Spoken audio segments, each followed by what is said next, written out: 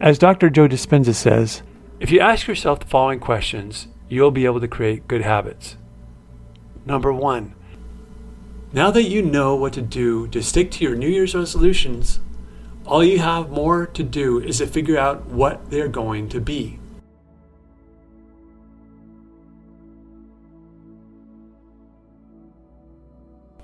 How to stick to your New Year's resolutions and achieve them. What do you want in 2022? Want to make more money? Lose weight? Get in shape? Grow your business? Start doing gig work on the side? Improve your relationships or start new ones? Whatever it is that you want, you should be able to get. But according to Forbes, only 8% of people stick to their New Year's resolutions. That means that 92% of us don't. Why is that, and what can we do to stick to our goals? One main reason why is that you have to have the right mindset, which we covered in another video. In that video, we talked about how the subconscious mind is only concerned about your safety and not your goals and dreams.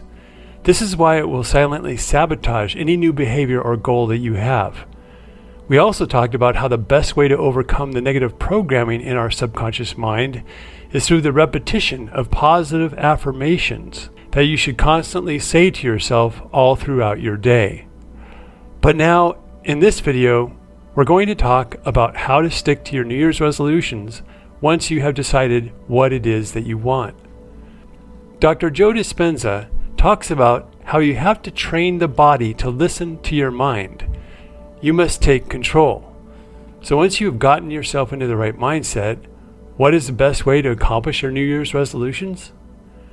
Learn how to create good habits and easily stop the bad ones. It's simple but difficult. It's difficult because you are combating your subconscious mind, which runs most of your life if you let it. There is a lot of good information about habits that researchers didn't know until more recently. One of the things that we used to believe was that it takes only 21 to 30 days to develop a good habit. But the research at the University College London in 2009 discovered that it takes an average of 66 days to develop a good habit, not 30. No wonder why so many of us never do develop good habits. We simply didn't stick to it long enough. The other thing that the researchers discovered was that the amount of time it takes to develop a good habit varies greatly from person to person. For example, some in the study took only around 10 days or so to develop a good habit. Others took almost a year. In his book, Atomic Habits, An Easy and Proven Way to Build Good Habits and Break Bad Ones, author James Clear talks about how most of us are unclear with our New Year's resolutions. We may say something like, "I'm going to exercise more," as a New Year's resolution. The problem with this kind of resolution or goal is that it is way too vague and unclear. Also, there is no date or time commitment to it, and there is no plan of how to include it into our daily lives. What researchers found was that when people simply formulated a plan for when and where they would exercise, they were much more likely to do it. For example, instead of saying, "I'm going to exercise more," say or write down, "During the next week, I will partake in at least 20 minutes of vigorous exercise on a specific day, at a specific time, in a specific place." For example, "During the next week, I will partake in at least 20 minutes of vigorous exercise on Monday, Wednesday, and Friday at 5 p.m. at my gym." The power of intention is real. When you get specific and clear as to what your new habit is going to be, you are much more likely to do it. Your subconscious mind, if you don't have sabotage going on, will help you to keep your word to yourself. They call this method the implementation intention, which is a plan you make beforehand about when and where to act. You can use this method to go to sleep early, for studying, to learn to play a new instrument, or anything else that you want that you can schedule. According to James Clear, quote, "Broadly speaking, the format for creating an implementation intention is, when situation X arises, I will perform response Y," unquote. An example would be, when it's Monday at 9 a.m., I will exercise vigorously for 20 minutes. It's filling out the sentence, I will certain behavior at a certain time in a certain location. For example, I will exercise at 5 p.m. every Monday, Wednesday, and Friday at my gym. The idea is that once you write down specifically what you're going to do and at what time and location, then you are much more likely to stick to the habit. Additional examples are things like, I will meditate for 1 minute at 7 a.m. or I will make my partner a pot of tea at 8 a.m. One version of implementation intention that works very well is called habit stacking. Habit stacking is simply connecting a new habit to one that you already have. We already do this naturally. For example, after you use the restroom, you wash your hands. That's habit stacking. But now you can add more good habits to ones that you already have and build upon them. The habit stacking formula is, after current habit, I will new habit. Here are some examples. After I get home from work, I will put out my workout clothes. After I do the dinner dishes, I'm going to write for 20 minutes. After I make my tea in the morning, I will meditate for 5 minutes. And then what you can do is to put them in order. For example, after I make my tea in the morning, I will meditate for 5 minutes. After I meditate, I will read a self-help book for 10 minutes. After I read a book, I will exercise for 20 minutes. You can keep stacking one new good habit onto another, and you'll easily create many new habits that will serve you well. One other point that was made by author Stephen Guise in his book Many Habits is that what is most important about creating a good habit is performing it no matter what. But you may be thinking, how can I do that if I'm sick? Or what do I do if I don't have the time? That's where many habits come in.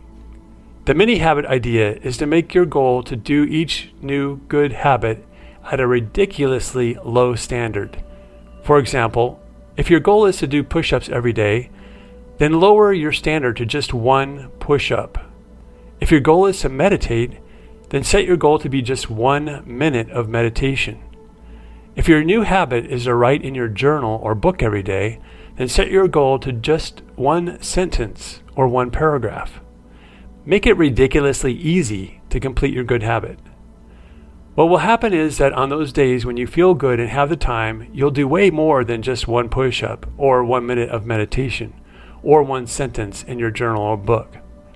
But on the days when you really don't feel like doing your good habits, you can just do 1 push-up, 1 minute of meditation, and write just 1 sentence. The point is that it is much more important to keep the momentum of doing your good habit than it is to push yourself too hard or too much. In other words, it is better to be consistent with your good habit than it is to perform it well. We all need a break sometimes anyway. And when you have all these habits stacked on top of each other and you're really feeling yucky that day, you'll still keep your word to yourself and easily get through all your new habits. The Atomic Habits book makes the point in chapter 1 that, quote, if you're having trouble changing your habits, the problem isn't you. The problem is your system. Bad habits repeat themselves again and again, not because you don't want to change, but because you have the wrong system for change. When you have the right system in place to create good habits, you'll be able to keep your New Year's resolutions easily and effortlessly, and you'll be part of the 8% of people who keep their resolutions. One main point from the book is that there are 4 laws of behavioral change that will help you to create good habits and help you to stop the bad ones. Whether a habit is a good one or a bad one, there are 4 stages that we go through with either. The 4 stages are the cue, the craving, the response, and the reward. The idea is to make good habits effortless and make bad habits difficult. Let's take each behavioral change law and analyze it for a good habit and a bad one.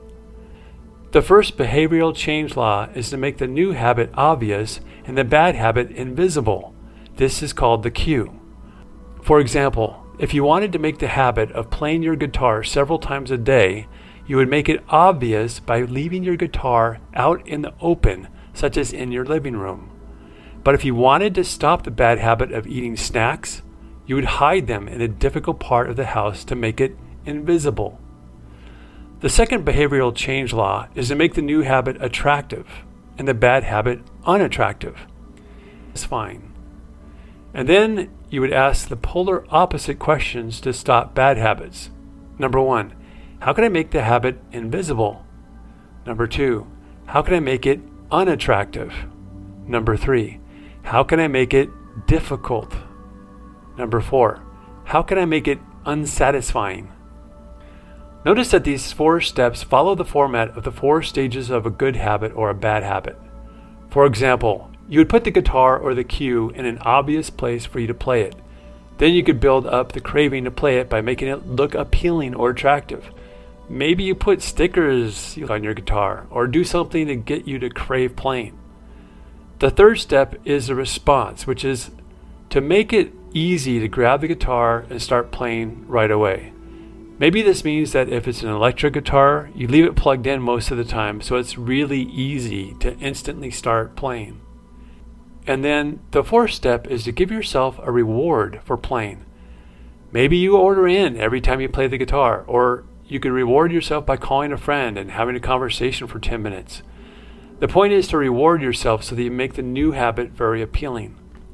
You can do the exact opposite with a bad habit. Let's say that you want to stop smoking. The first law or rule is to make it invisible. So you would hide the cigarettes from yourself so you don't even see them. The 2nd step is to make it unattractive. Maybe what you could do is to write on your cigarette package a message like, "These are slowly killing you." The 3rd step is to make it difficult. So you could put your cigarettes in the attic to make it difficult to access them. The 4th step would be to make it unsatisfying. You could make a deal with yourself that you will only smoke in your bathroom when what you really like to do is to smoke outside. The bottom line is that if you want to keep your New Year's resolutions, you must create a system that allows you to easily create new good habits and stop the bad ones. It really isn't your fault for not being able to keep your past resolutions. It's simply about not knowing how to implement a system of keeping good habits and removing the bad. Now that you know what to do to stick to your New Year's resolutions, all you have more to do is to figure out what they're going to be. Choose easy ones that you can build upon over time, and before you know it, you'll reach a turning point where all of the small changes that you made over a long period will accumulate to suddenly be a huge difference in your life. That's how to stick to and achieve your New Year's resolutions. Happy New Year, and may 2022 be your best year ever.